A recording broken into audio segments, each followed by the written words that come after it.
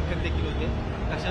कशा पद्धतीने बैठक असताना निवडणुकीपूर्वी शक्तीपीठ महामार्गाच्या विरोधातली भूमिका आम्ही घेतली होती आणि त्याचा यल्गार कोल्हापूरपासून सुरू केला होता.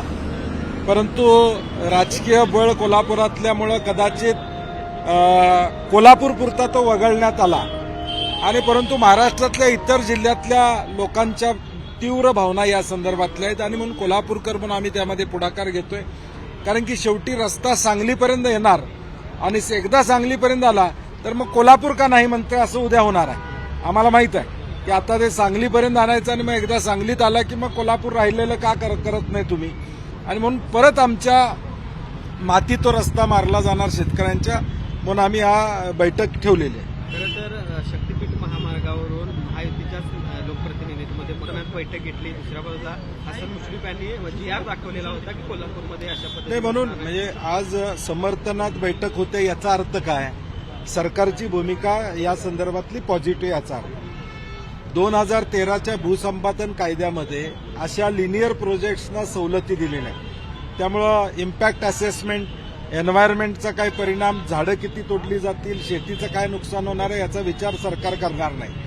हा रेटून नेण्याचा प्रकल्प आहे. आम्हाला कळत नाही नागपूर रत्नागिरी हायवे असताना या हायवेची गरज काय. सांगोला असू दे, सोलापूर असू दे, या जिल्ह्यामध्ये ज्या शेतकऱ्यांच्या जमिनी नागपूर हायवेसाठी गेलेल्या आहेत त्यांच्याच जमिनी पुन्हा जात आहेत. ही वास्तवता यामध्ये त्यापासून आम्ही म्हणतो हा कॉन्ट्रॅक्टर दार्जिन प्रकल्प आहे आणि त्यामुळे कॉन्ट्रॅक्टरांच्या हितासाठी हा प्रकल्प केला जातो. साहेब, आज एक फोन व्हायरल होतो शिवसेनेच्या.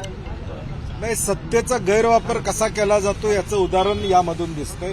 मला वाटते जिल्हा पोलीस प्रमुखांनी याची दखल घ्यावी आणि योग्य ते कारवाई करावी. कायदा सुव्यवस्था असेल तर कारवाई होईल. व्यापारी नाही तेच ना, त्या निमित्तानं कोल्हापूरमध्ये ज्या पद्धतीचं एक दहशतीचं वातावरण किंवा खंडणीचं वातावरण निर्माण होतं हे दुर्दैव आहे कोल्हापूरमध्ये. एकूणच आपण बघतोय की सुरेश धस आक्रमक झालेले पाहायला मिळतात.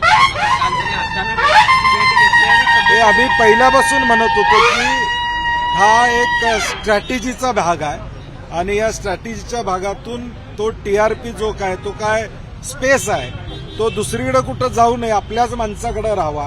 म्हणजे कृत्य करणारी त्यांचेच, त्याला विरोध करणारी सत्ताधाऱ्यांची आपण बघितलेलं आहे.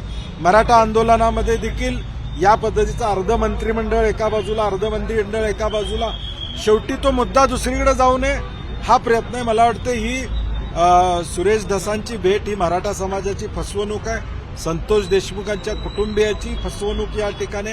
कारण की ज्या त्वेषानं ते लढत होते तो लढा आता संपला असं त्यांनी जवळजवळ भेटीतून सिद्ध झालेलं आहे. पण सुरेश धस स्वतः आता काळजी व्यक्त करतायत किंवा त्यांचं म्हणणं आहे मला बदनाम करण्याचा त्यांनी भाजपमध्येच कुठेतरी नाही, त्यांची भेट खासगी होती तर ती प्रदेशाध्यक्षांनी जाहीर का केली आणि जाहीर केली असेल तर का ते भेटले याचंही उत्तर त्यांनी देणे अभिप्रेत आहे.